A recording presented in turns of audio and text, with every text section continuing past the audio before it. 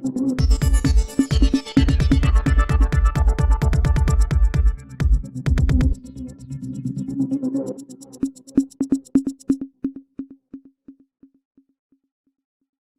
है तो उसमें तुरंत इलाज मिले, ये हमारा सपना है। इसी तरह दिल्ली में भी हम एक पॉली क्लिनिक हॉस्पिटल खोलने जा रहे हैं। स्वास्थ्य की दृष्टि से हमारे ये कार्य है और आने वाले समय में निश्चित रूप से जबलपुर में एम्स हॉस्पिटल खुले, ये हमारा सपना है। वैसे भी मेडिकल को लेके बहुत चिंता की शिवराज जी ने भी और आपने भी बहुत काम किया है और दादा ने भी बहुत काम किया, तो आपको लगता है ये विकास आपके लिए एक अच्छा मुद्दा बन के आपके पक्ष में रहे? निश्चित रूप से स्वास्थ्य की दृष्टि से बहुत कार्य हुए हैं और जबलपुर में मेडिकल यूनिवर्सिटी हो, मेडिकल हो, विक्टोरिया हो, और जहाँ हमारी विधानसभा में स्वास्थ्य की संजीवनी क्लिनिक हो, हर वार्ड में हमने स्वास्थ्य की दृष्टि से सुदृढ़ करने के लिए विधानसभा को बहुत प्रयास किए और आने वाले समय में जबलपुर और मजबूती के साथ स्वास्थ्य की दृष्टि से और अच्छे से हो, सर्व सुविधा युक्त हो, इसलिए हम लगातार प्रयास कर रहे हैं। और आपको क्या लगता है कि दादा ने वैसे तो खैर बहुत काम किया है, मैं स्वतः भी चाहता हूँ, लेकिन ऐसी कौन से नए काम हैं जो आप अपने खाते में जोड़ सकते हैं? देखिए, क्या हमने जो काम किया वो ये था कि दादा के काम को ही हमने आगे बढ़ाया।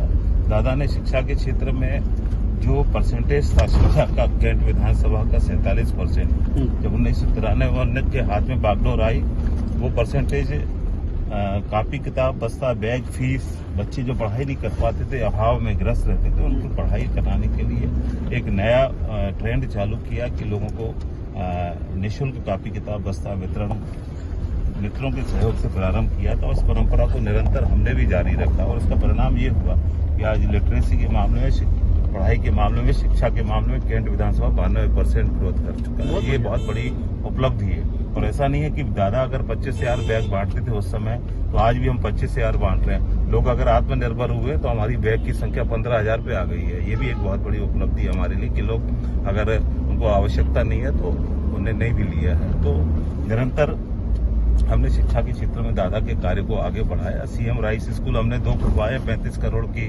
एक बिल्डिंग है जिसमें दोनों पे काम चल रहा है, लेकिन 2 सीएम राइस स्कूल हमें और खुलवाना है। आने वाले समय में केंद्रीय विद्यालय की तर्ज पर वो स्कूल लोगों को, गरीब बच्चों और मिडिल क्लास के बच्चों को पढ़ाई हो सके, ये हमारा सपना है। कॉलेज की दृष्टि से, शिक्षा की दृष्टि से हमारा एजुकेशन हब है हमारी विधानसभा, 4 हमारी यूनिवर्सिटी हैं, उसमें भी हमने अभी एक बहुत बड़ी उपलब्धि अपनी विधानसभा में दी है। वो उपलब्धि माननीय मुख्यमंत्री से आग्रह करके मैंने अपनी विधानसभा में लाए हैं। वो है ग्लोबल स्किल पार्क। यह 25 एकड़ की भूमि पर 550 करोड़ रुपए की लागत से बनने जा रहा है। यह भेड़ाघाट जा रहा था, मैंने माननीय मुख्यमंत्री जी से आग्रह किया कि हम 25 एकड़ आपको जबलपुर इंजीनियरिंग कॉलेज में जमीन दे रहे हैं और आज मैं बहुत प्रफुल्लित हूँ कि माननीय मुख्यमंत्री जी ने मेरी बात को मानकर उसका भूमि पूजन किया, वो काम प्रारंभ हुआ। ये हमारी बहुत बड़ी उपलब्धि है। ऐसी उपलब्धियां तो आपके ढेरों हैं, मगर आपका जो 24/7 जो आप काम करते हैं, जनता के बीच में रहते हैं, तो उससे भी एक फर्क पड़ता है मुझे लगता है। तो वो आप क्या? सहज उपलब्धता एक बहुत बड़ा कारण है। आज की तारीख में मेरा चुनाव जनता लड़ रही, मैं फिर कह रहा हूँ आपको, जनता ने स्वयं कमान संभाल के रखी है, कार्यकर्ताओं ने स्वयं कमान संभाल के रखी है और मेरा हर जगह जनता बाहर निकल कर, आज त्योहार में भी लोग देखिए निकल कर मेरा स्वागत कर रहे हैं और मुझे इस बात के लिए आश्वस्त कर रहे हैं कि आपके लिए हम बैठे हैं, आपका चुनाव हम लड़ रहे हैं। और निश्चित रूप से इसी का परिणाम है कि आज कैंट विधानसभा में कार्यकर्ताओं की ताकत पर, जनता की ताकत पर भारतीय जनता पार्टी बहुत ऐतिहासिक जीत दर्ज कर रही है आने वाले समय में। आपको मैं देख रहा हूँ कि जब हम भोपाल में बात करते हैं तो भोपाल में सबसे पहला नाम आता है कि वो सीट हमारी अजय है, तो क्या कारण है इसकी? देखिए, विधायक की परिभाषा जो है वो 93 से माननीय हमारे दादाजी, मुझे दादाजी ने बदल दी। 93 के पहले कैंट विधानसभा में विधायक को कोई पहचानता नहीं था, विधायक की शक्ल नहीं देखी जा सकती थी। उस परिभाषा को दादा ने अपने सेवा के माध्यम से 2 व्हीलर पर पैदल चलकर जनता के बीच में रखकर सेवा करने का जो काम किया, वो परिभाषा बदल गई और वो सेवा का माध्यम बनाया। सिर्फ मूलभूत सुविधाएं नहीं, सामाजिक कार्य भी विधायक का दायित्व है कि समाज में हमको क्या आवश्यकता है, किसी चीज का अभाव है किसी को, उस आवश्यकता को भी पूरा करने का दायित्व दादा ने एक सेवक के रूप में निभाया और उसी परंपरा को निरंतर मैंने कार्यकर्ताओं की ताकत पर आगे बढ़ाया और उसी का परिणाम है कि ये कैंट विधानसभा एक परिवार बन गया और उस परिवार का मैं बेटे और भाई के रूप में आज जाना जाता हूँ और दादा मुखिया के रूप में जाने जाते थे।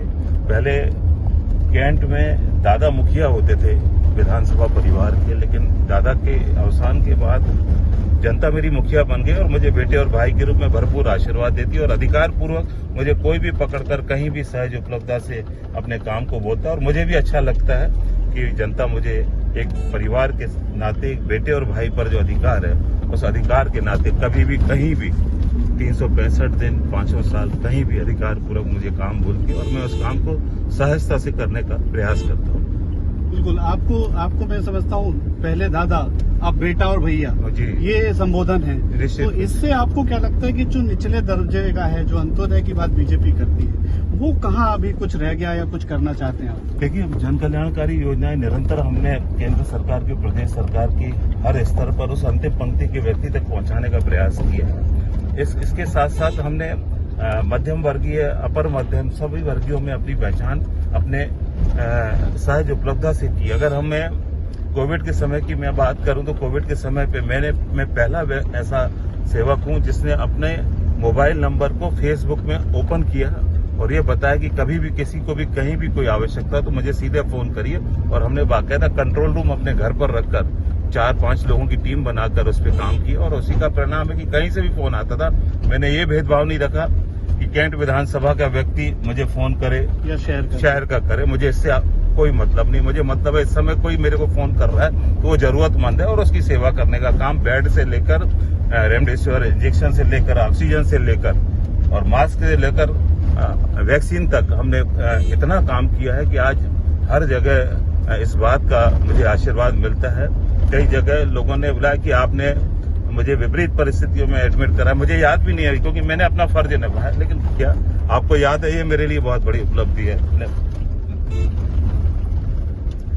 यही कोविड के समय का कारण था कि एक यही विधानसभा है जहाँ पे कोई समीकरण काम नहीं करता, एक ही समीकरण काम करता है, वह सेवा।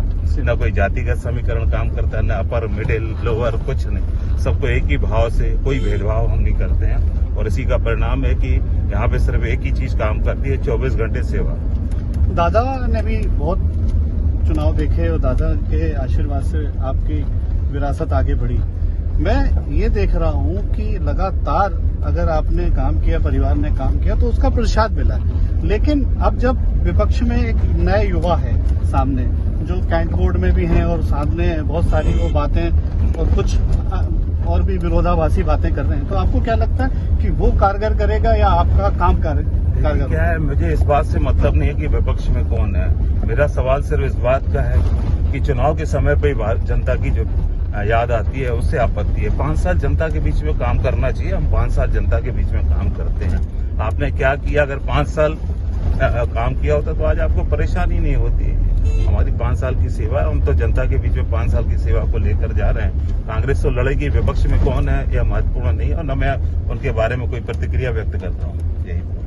आपको क्या लगता है कि क्या नए आंकड़े हैं, नई चुनौती? हम तो आत्मविश्वास के साथ भारतीय जनता पार्टी चुनाव लड़ी कैंट विधानसभा में और हर चुनाव को चुनाव के रूप में देखते हैं, चुनौती के रूप में देखते हैं और 5 साल चुनौती ही लेकर ही हम लड़े और हर दिन चुनाव लड़ा है। विकास के दम पे, अपने काम के दम पे आज मैदान में है और आत्मविश्वास से लबरेज है। ये कह रहे हैं कि चुनौती तो हमारे पास हर चुनाव में रही है, मगर इस बार चुनौती जनता है, जनता के काम है, जनता के लिए किए गए विकास है, कोरोना में किया गया काम है। ये सारे आधार पे आज मैं अपने मैदान में है और पूरे विश्वास से वो कह रहे हैं कि चुनाव में जनता लड़ रही है, मेरे लिए मैं जीत के आऊंगा। कैमरामैन साथी हमारे कैमरामैन के साथ संजय सोनी, जबलपुर।